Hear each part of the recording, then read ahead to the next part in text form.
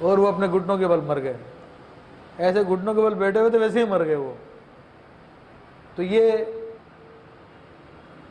Sound پہلے یہ سمجھنا مشکل تھا کہ کیا ایسا بھی ہو جاتا ہے، لیکن اب یہ سمجھنا آسان ہو گیا، کیونکہ ساؤنڈ ویوز ہوتی ہے، اس کی فریکوینسی ہوتی ہے، اور فریکوینسی ایسی ہوتی ہے کہ جہازوں کے شور سے پیسنٹ کی جنگ میں بتایا جاتا ہے کہ حاملہ عورتوں کے حمل گر گئے، ان جہازوں کی آواز سے شیشے ٹوٹ گئے۔ تو فریکوینسی آج کتوں کو ٹرینڈ کرنے کے لیے یہ پا رہے ہیں، ایسی فریکوینسی ہوتی ہے جس کو کتے سن سکتے ہیں، ہم نہیں سن سکتے۔ مچھروں کو بھگانے کے یہ پا رہے ہیں، وہ فریکوینسی آتی ہے جن کو مچھر سنتے ہیں، مچھر بھاگتے ہیں، ہم اس کو نہیں سن سکتے۔ ایسی فریکوینسی ہوتی ہے جو وہ آتی ہے آواز، وہ ڈائریکٹ دل پہ اثر کرتی ہے، وہ دل کو پھاڑ دیتی ہے۔ اور ماضی قریب میں وہ تانسن نامی ایک گلوکار تھا، اس کے بارے میں مشہور تھا کہ وہ اپنی آواز کی فریکوینسی سے وہ جو ہے شیشے کو توڑ دیا کرتا تھا، اور اپنی آواز کی فریکوینسی سے پانی میں آگ لگا دیا کرتا تھا۔ تو یہ فریکوینسی کے کمالات ہوتے ہیں۔ تو سیدنا جبریل علیہ السلام نے جو آواز کی فریکوینسی نکالی تو سب کے دلوں کو پھاڑ دیا۔ تو اللہ تعالیٰ اس کے بارے میں فرماتا ہے فَلَمَّا جَاءَ أَمْرُنَا، پس جب ہمارا حکم آیا، نَجَّيْنَا صَالِحًا وَالَّذِينَ آمَنُوا مَعَهُ بِرَحْمَةٍ مِنَّا، تو ہم نے صالح اور اس کے ساتھ کے مسلمانوں کو رحمت فرما کر بچا لیا۔ وَمِنْ خِزْيِ يَوْمَئِذٍ، اور اس دن کی رسوائی سے۔ إِنَّ رَبَّكَ هُوَ الْقَوِيُّ الْعَزِيزُ، بے شک تمہارا رب بڑا قوی اور عزت والا ہے، بڑا زبردست ہے، یعنی جس کو چاہے بچا لے، جس کو چاہے مار دے، وہ اس کے اختیار میں ہے۔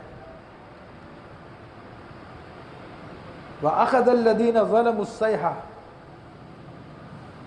اور ظالموں کو چنگاڑ نے آ لیا، چنگاڑ، زور سے چنگاڑنا، اس نے پکڑ لیا۔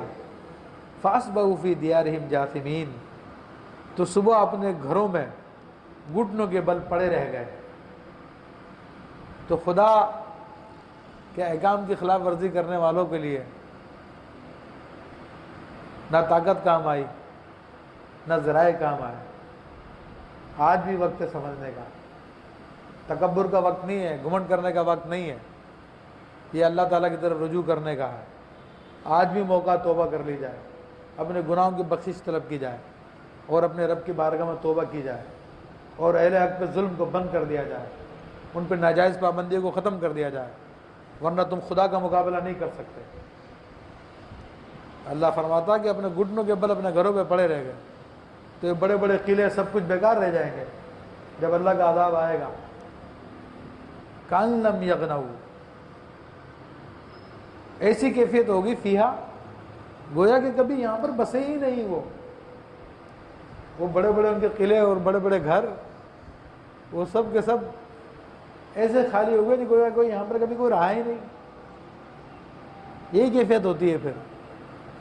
الا ان ثمود کفروا ربہم، سن لو بے شک سمود اپنے رب سے منکر ہوئے۔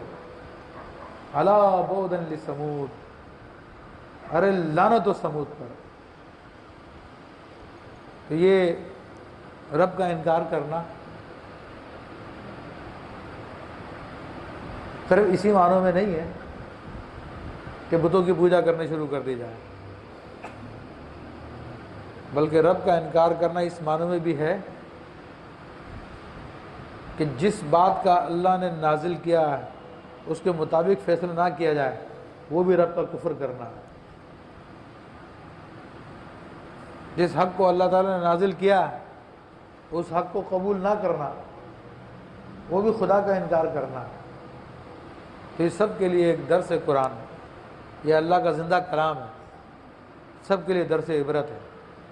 اور یہ بھی بتا دیا کہ جو اپنے رب کے کلام کو چھوڑ کر، اپنے رب کے احکام کو چھوڑ کر، اپنے نبی کی تعلیمات کو چھوڑ کر اپنی خواہشات پہ چلتے ہیں کفار کی ڈکٹیشن پہ چلتے ہیں تو ان کے اوپر اللہ کی پھٹکار ہوتی ہے، اور جن پہ اللہ کی پھٹکار پڑ جائے تو پھر اس کو کوئی بھی نہیں بچا سکتا۔